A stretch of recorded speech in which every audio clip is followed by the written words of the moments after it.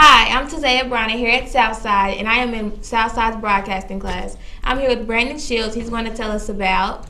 This week's edition of Three and Out. We're breaking it down into two videos this week since we have 9 playoff games in the second round.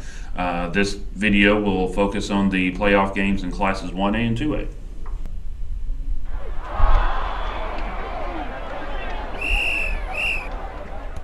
The first game we're going to tell you about is Peabody at Dresden. Yeah, this is a rematch from, I think, week 6 this year. And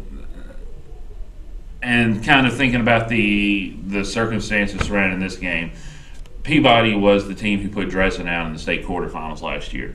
Well, Dresden, knowing how many, well, I'm not going to say this is why they did it, but knowing how many players that Peabody graduated off that team last year, they were going to be a young team. Also knowing the team that Dresden was going to have this year, I mean, they were pretty much loaded coming into this season. We've talked plenty about that on this weekly video. Dresden scheduled Peabody to be their homecoming game. You don't usually schedule the team that put you out of the playoffs the year before as your homecoming game, but they treated them like a homecoming opponent. They beat them 41-0. Same thing happened last year. Dresden went to Peabody, beat them 39-0. But then Peabody went to Dresden in the playoffs and eliminated them 35-21. Repeating that is going to be really tough this year, just because of the difference in personnel. I mean, Dresden pretty much has everybody that played last year. They're just a year older. Peabody has been trying to build up to this point, and quite frankly, they're coming in with an 8-3 record. But none of those 8 wins are really, at least at this level, going to be that impressive to make you think, oh yeah, they're going to beat Dresden. So they're going to have to step their game up a little bit to get this win and overcome, the Dresden wins, the Dylan Yateses, the Quincy McDonalds of that Dresden has on its roster, because that is a loaded roster and they all work well together and they're going to be hard to stop. The next game we're going to tell you about is Humboldt at Union City. Yeah, this was a surprisingly good game in the regular season this year.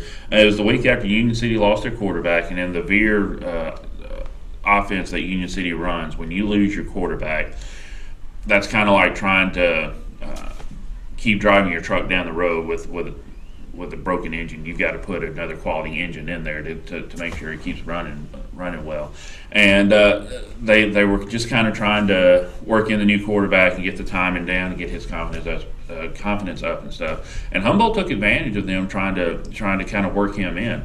The defense, the offense did a good job of continuing to score on Union City's defense, and Humboldt's defense got a couple of stops too.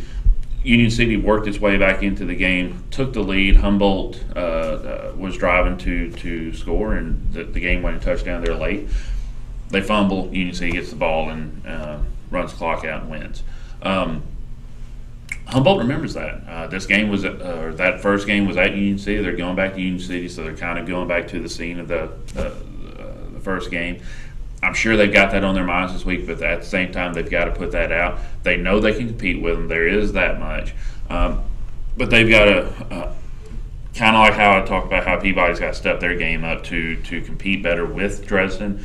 Humboldt's got to have to step their game up a little better because, like I said, ball control was the reason that they wound up losing there in the end. They've got to take better care of the ball, keep Union City's offense off the field as much as possible, and the defense has got to go out there and stop them a couple of times to give Humboldt a chance to pull away from a little more to where they can be in position to get that win.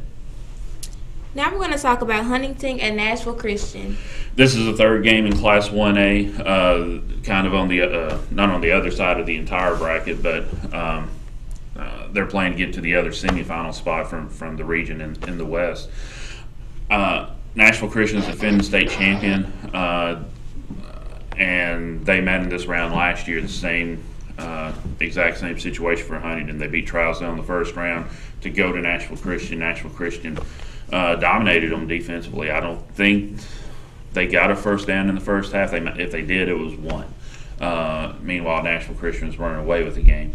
Huntington is coming in with a healthier backfield this time around, but the line is thinner just because they graduated a lot off of last year's team. But they played their most physical game of the year so far. against Trousdale County last year. So if they can continue to play that way, they've got a better shot than a lot of people are probably going to give them credit for. Because Nashville Christian, while they did lose some really good players like Daniel Patulli, who's at Tennessee this year, overall, as far as the entire team, the whole team is better. So there's different options that they have on defense and on offense, and they're just going to be harder to stop as an entire unit. But Huntington's going to have to play kind of how I said with Peabody. They're going to have to play their best game to be able to give themselves the best chance possible to win this one. How about Scotts Hill and Lewis County?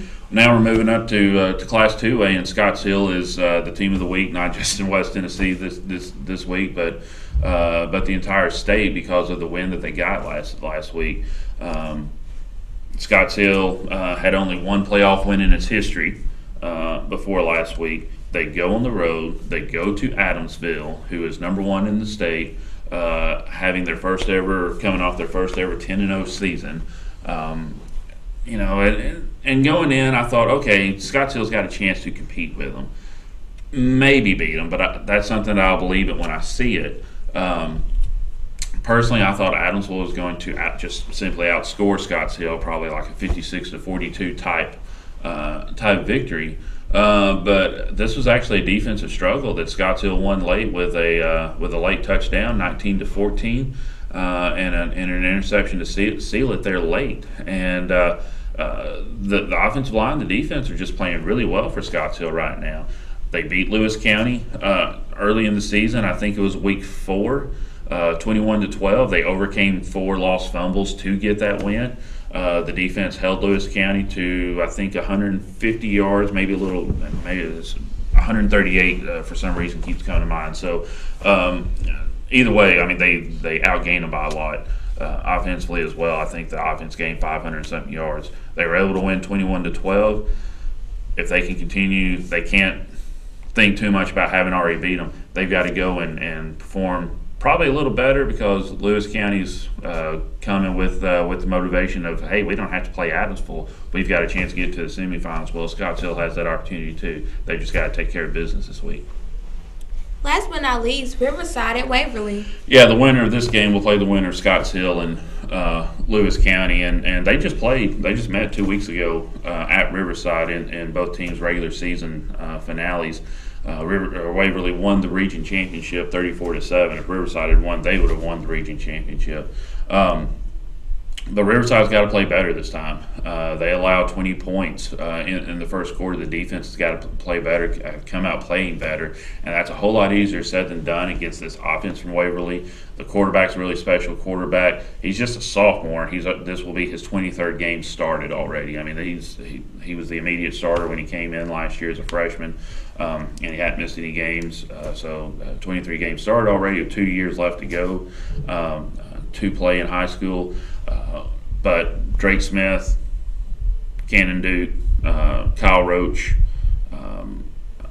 Caleb White on defense. These guys from Riverside, they're going to have to make their plays. They're going to have to play just really good game. That seems to be just kind of a theme. But we're in the playoffs, so everybody's just going to have to play their best game if they want to keep playing. And that's the point of the playoffs. The best teams move on, and Riverside's going to have to play its best to prove themselves to be that best team this week.